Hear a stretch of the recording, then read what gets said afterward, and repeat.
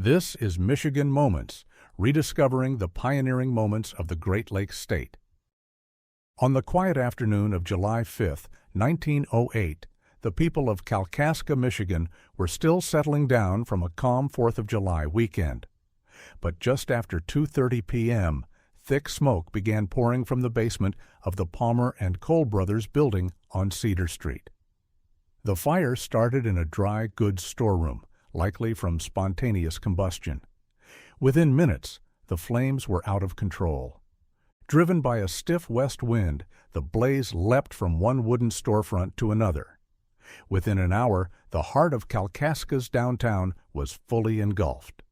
The local fire department, just 30 volunteers, did what they could. Bucket brigades formed. Water wagons rolled in. But the wind and heat proved too much. Embers rained down across rooftops. Telegraph and telephone lines were knocked out. The town's power failed. Help couldn't be called. Kalkaska was on its own. By late afternoon, over a dozen buildings were burning or already gone. The flames consumed the 3-story Palmer block, then spread to the Kalkaska City Bank, Walker's Jewelry, and John Axe's office. The Glazier-Colson building and Stover's drugstore followed.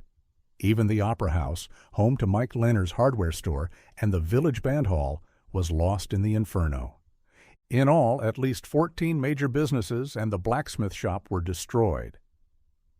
Losses were estimated as high as $250,000, a staggering amount for the time. Some business owners managed to save inventory, but many lost everything. A few residents were injured while fighting fires on their rooftops. One man fell from a second-story ladder while trying to beat back the flames with buckets of water.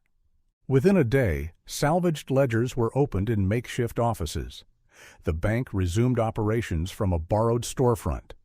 The newspapers, the Kalkaskian and the Leader, printed again within the week. Community meetings filled the churches. One editor wrote, "We are bruised, but not broken." Rebuilding began almost immediately.